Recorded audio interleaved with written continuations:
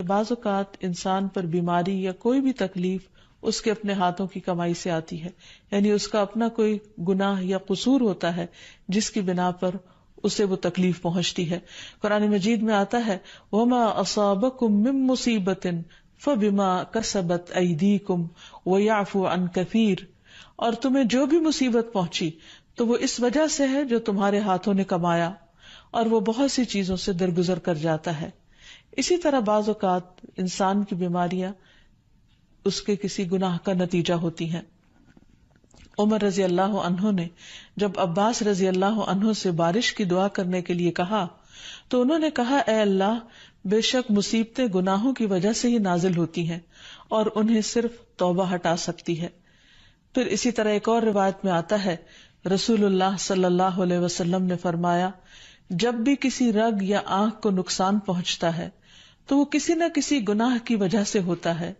لیکن جو تکالیف اللہ تعالیٰ ویسے ہی ٹالتا رہتا ہے وہ کہیں زیادہ ہو جاتی ہیں۔ پھر اسی طرح بعض بیماریاں انسانوں کے اعلانیہ گناہوں کی وجہ سے بھی ہوتی ہیں، جیسے کہ ایک حدیث میں آتا ہے جب کسی قوم میں بدکاری عام ہو جاتی ہے اور وہ اعلانیہ اس کا ارتکاب کرتے ہیں تو ان میں طاعون اور ایسی مختلف بیماریاں پھیل جاتی ہیں جو کہ ان سے پہلے گزرے ہوئے لوگوں میں نہ تھی۔ ابو امامہ باہلی سے روایت ہے کہ نبی صلی اللہ علیہ وسلم نے فرمایا جس بندے کو بھی بیماری سے پچھاڑ دیا گیا ہو تو اللہ تعالیٰ اسے جب بیماری سے اٹھاتا ہے تو وہ پاک ہوتا ہے۔ تو یہ ایک حقیقت ہے کہ انسان کے گناہ اس کے لیے مشکلات کا سبب بنتے ہیں۔ امام ابن القیم الجوزیہ لکھتے ہیں، ان کی ایک مشہور کتاب ہے الداء والدواء، بیماریاں اور علاج، اس میں وہ کہتے ہیں کہ کوئی بھی گناہ ایسا نہیں کہ جس کے اثرات نہ ہوں۔ انسان سے چھوٹی یا بڑی جو بھی کوئی غلطی صادر ہوتی ہے اس کے نتیجے میں کچھ نہ کچھ اثرات اس کی زندگی پر ضرور پڑتے ہیں۔ ہاں اگر اللہ تعالیٰ معاف کر دے تو وہ اور بات ہے، ورنہ ہر گناہ کی ایک تاثیر ہوتی ہے، اور ان تاثیرات میں سے ایک چیز یہ ہے کہ انسان مختلف قسم کی بیماریوں میں مبتلا ہو جاتا ہے۔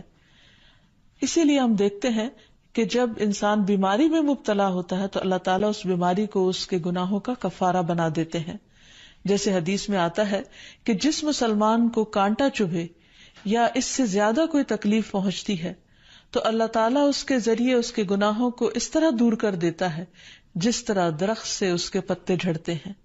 تو اس سے ہمیں یہ پتہ چلتا ہے کہ بیماریوں کے آنے کے مختلف اسباب ہوتے ہیں۔ بیماری بہرحال جس بھی وجہ سے آئے،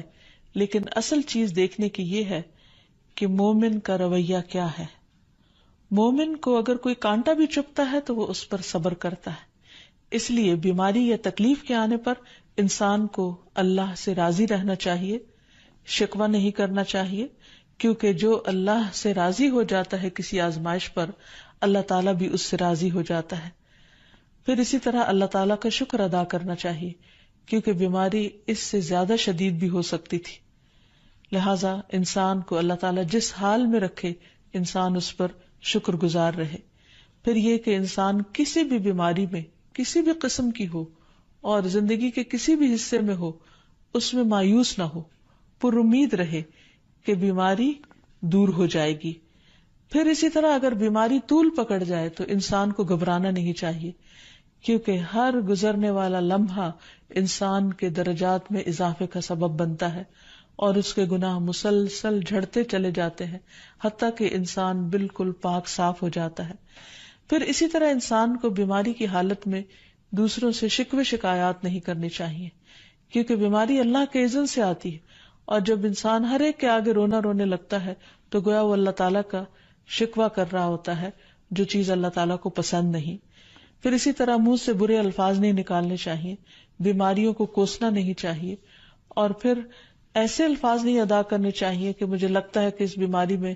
میری زندگی چلی جائے گی، یا یہ کہ کسی مریض کی عیادت کے لیے جا کر اس کو اس قسم کی بات نہیں کرنی چاہیے، خواہ کتنی ہی خطرناک بیماری کیوں نہ ہو، ہمیشہ اسے امید دلانے چاہیے، کیونکہ مایوسی کے الفاظ اور برے بھلے اور منفی قسم کی باتیں اللہ تعالیٰ کو پسند نہیں، اور انسان ویسے بھی جیسے سوچتا ہے پھر اس کے ایکشن اس کے مطابق ہونے لگتے ہیں۔